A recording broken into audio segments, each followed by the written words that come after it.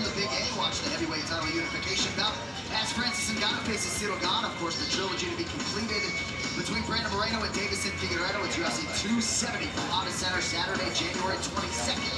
To purchase, go to Ticketmaster.com. All right, what's coming up? Brought to you by Trojan, who reminds you to protect yourself at all times. Live 2022 UFC fight announcements to share with you now. January 15th, we'll kick off the year at the Apex UFC Fight Night. Cater versus Chikadze. 1 week later, as we mentioned, first pay-per-view of the year, UFC 270.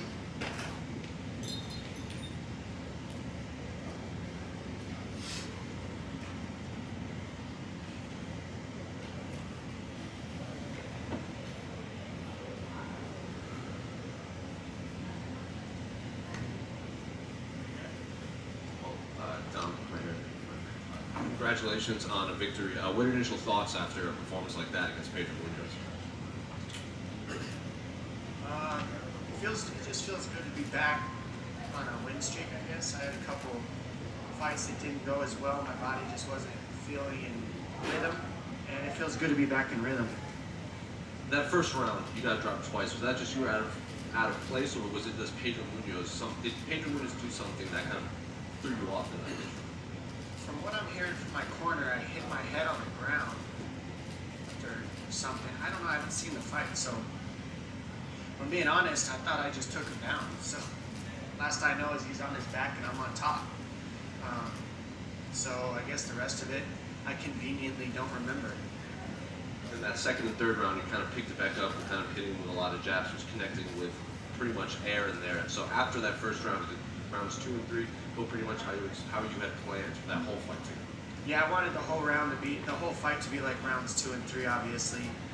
I generally have it that way, but I think he also knew that his power and everything that he has is the most dangerous in the first round, so I think his team played a good game plan, you know, is what I'm guessing. He came hard in the first, and he had good timing and good speed in the first, so I had to adjust a little to it. But once I got that timing and that speed, I adjusted well. And I know you said you don't remember or you haven't seen it, but was there a moment where you had to kind of shake off the cobwebs after and kind of get your bearings back after being dropped twice? Like I said, man, I just had him on his back. And then I know you like to fight up, you want to fight in the ranks, but Marlon Vera's already tweeted he wants to fight you. Purion says he wants to see you fight Jose Aldo.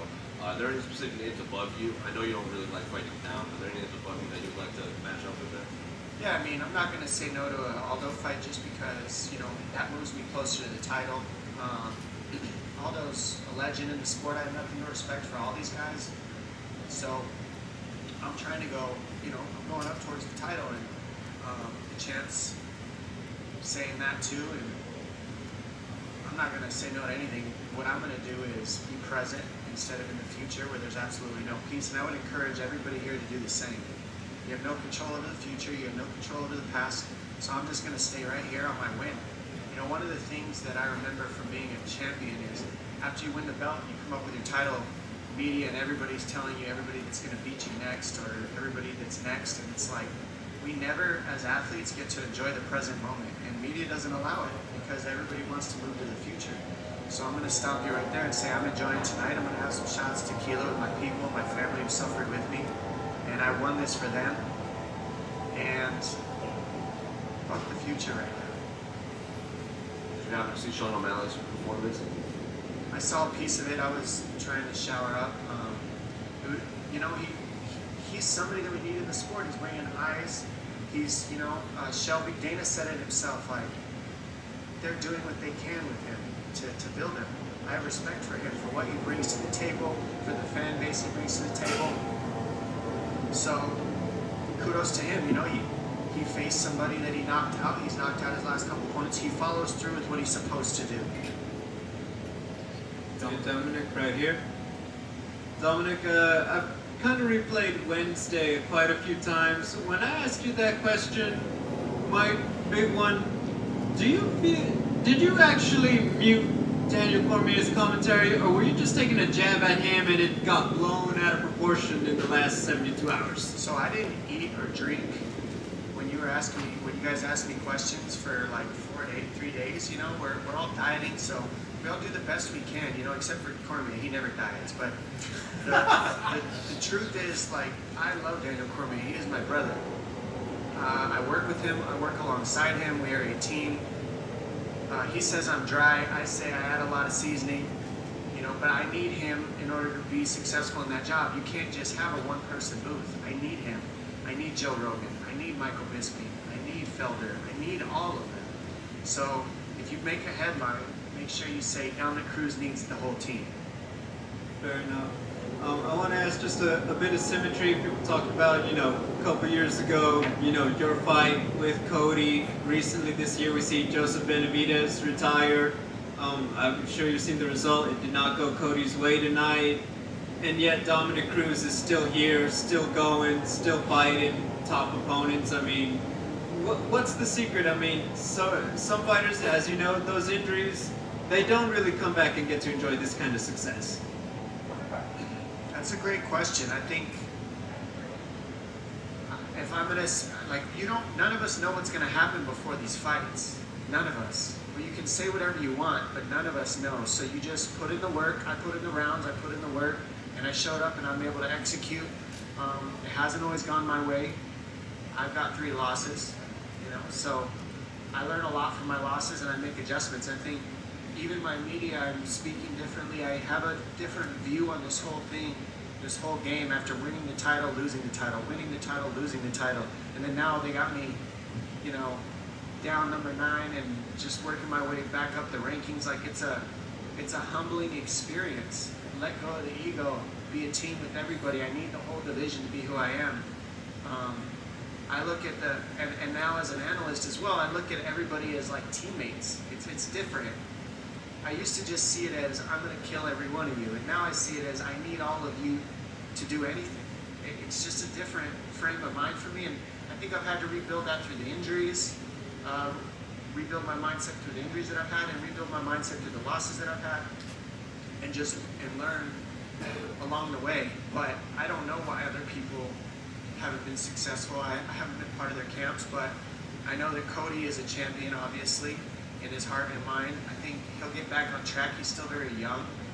Cutting down to 25 is, I don't even know how that's possible for him, but he made it work, and he said it was easy.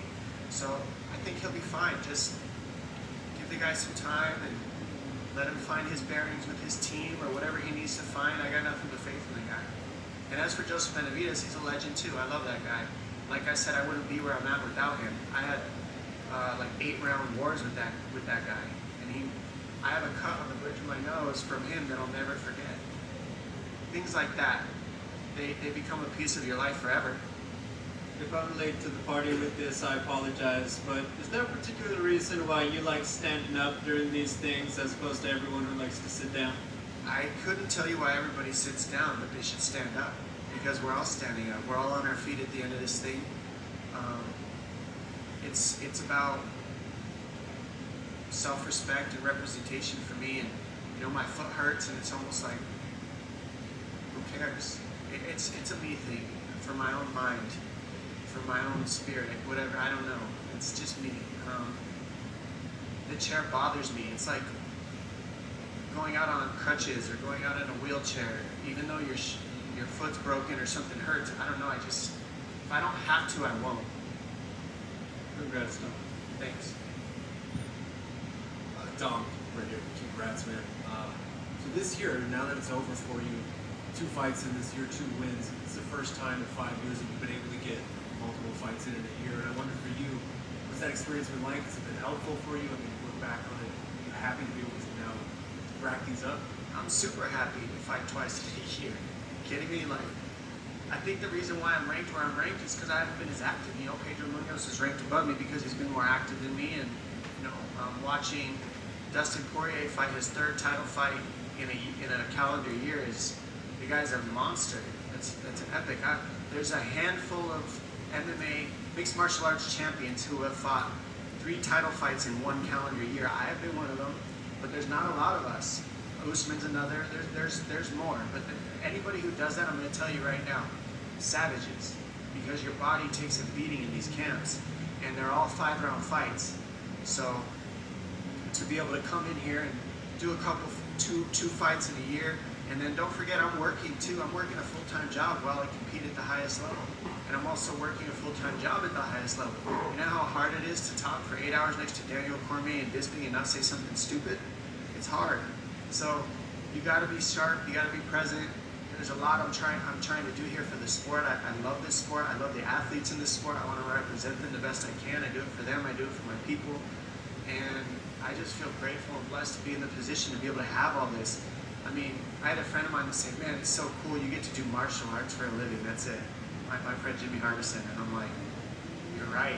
That's pretty, I mean, wow. I'm running around shadow boxing in the parking lot, stretching on an electric box, getting ready for a fight. And that's my job. What a trip.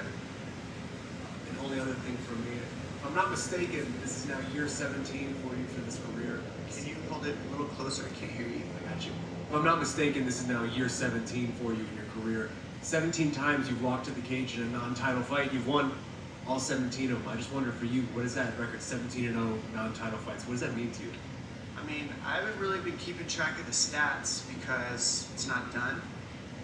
I'm working on celebrating my present moment and my victories more. It takes practice.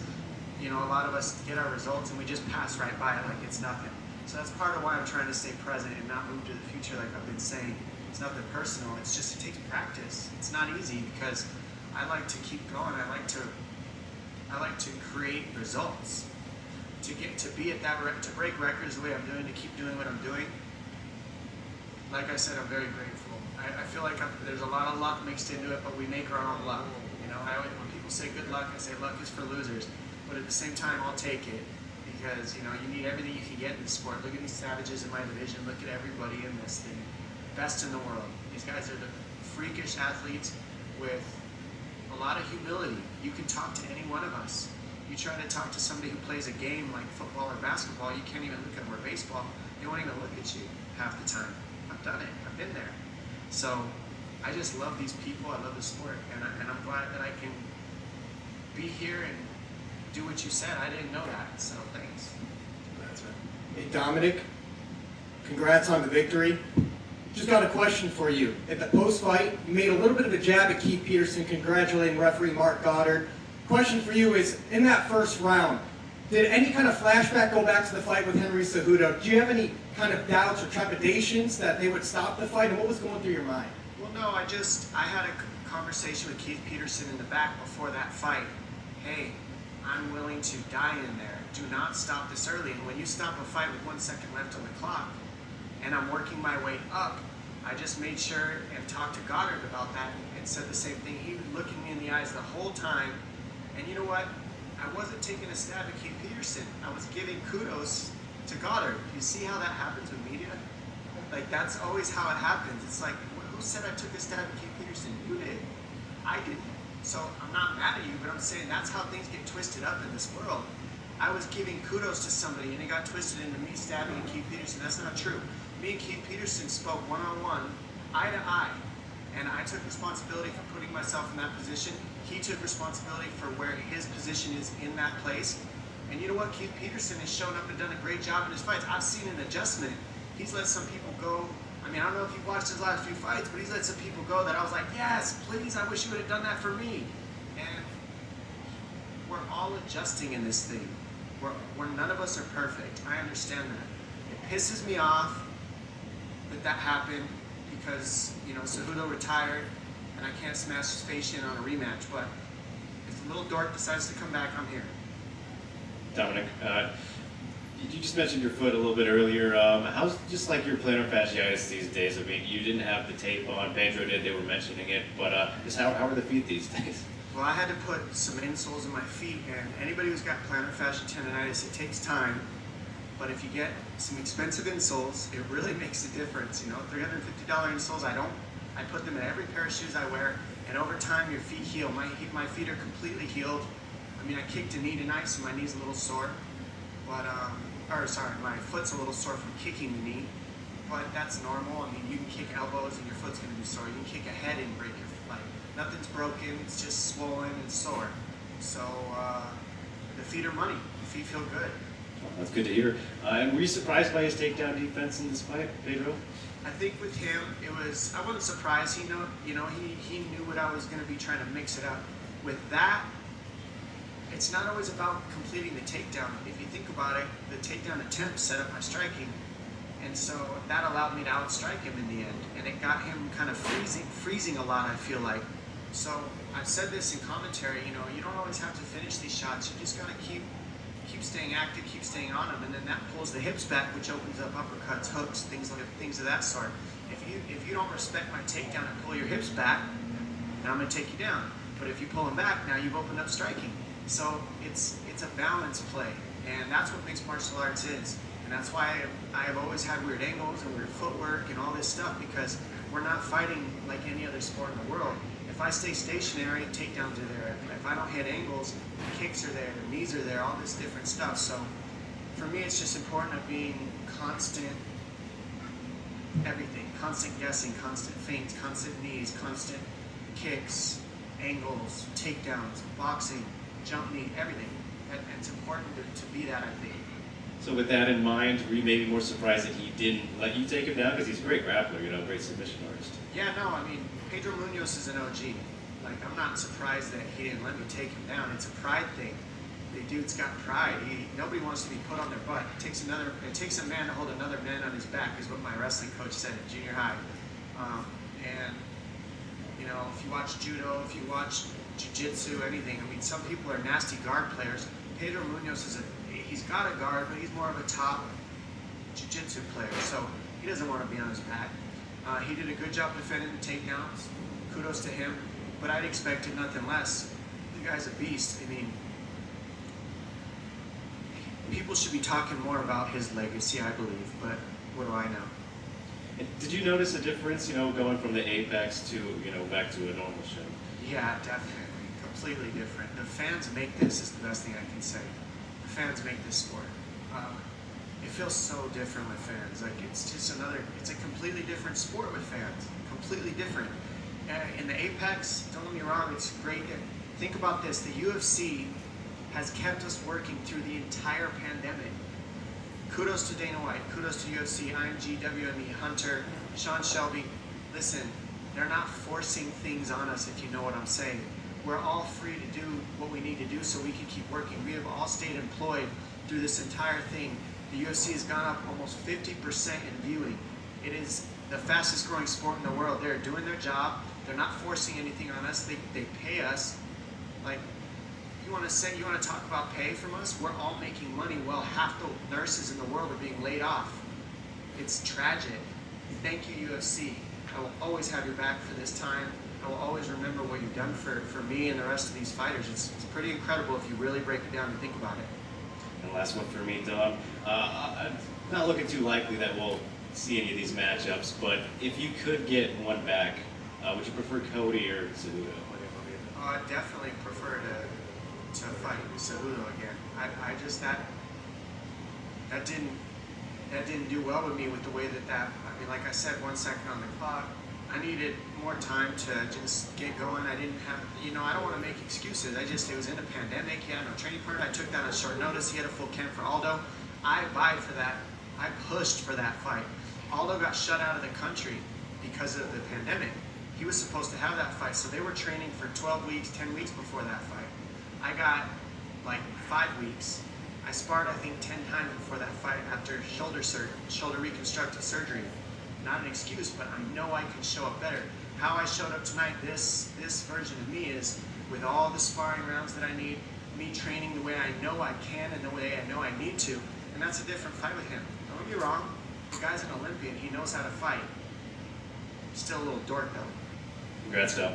Dominick, you were adamant after the fight to make a point about that we need to stick together and not let them divide us. Can you illuminate on what your thought on? Well, yeah, I mean, in this time, whatever's going on with who's leading this country, there's a group of 12, 15 people making all these decisions for the entire world right now in the United States, especially, and stay at home for Thanksgiving, don't bring your family, like everybody's divided in their opinions. So what I'm trying to say is if you take a bucket of water and you dip it in the ocean and you separate it, you put it on land, that bucket of water is going to disintegrate, it's going to get mosquitoes, it's going to get stagnant, it's going to evaporate into the world. But the second that starts happening, no matter how dirty the water is, no matter how nasty it is, if you pour it back into the ocean, everything goes back to normal, it survives. It's so important that we come together and not separate. Separation is not going to heal us. Coming together, working together, and let's say you have different opinions. Be neutral about it. Nobody needs to be right or wrong is what I'm trying to say. It doesn't need to be judgment. It doesn't need to be right and wrong. It could be, let's be in possibility together instead of you're right and I'm right, or I'm right, you know? Like be in possibility that we both can be right. And now, you know, you can sit on that end of the table, I'll sit on this end of the table, but we're in the house together.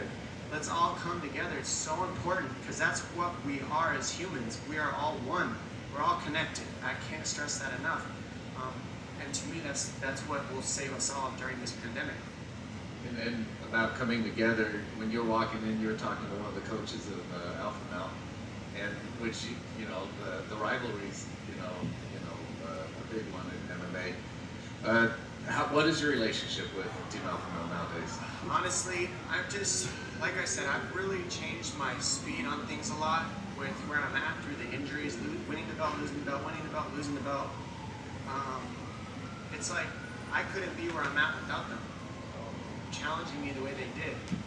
I couldn't compete at the level I do without the wars I had with Alpha Male. I faced half their team. I mean, they paid for half my houses. You know what I mean? I'm so grateful for that. So, I love those guys. I do. And he's a beast. That dude just came after ACL surgery and got a win. I can tell you, what he did is monumentally tough. And he beat a guy who's an active fighter, who's young, hungry. Ige's no joke. So, respect to Ige, respect to Team Alpha Male for what they're doing. They're still in the game, still going. Look at Emmett. And yeah, nothing but love.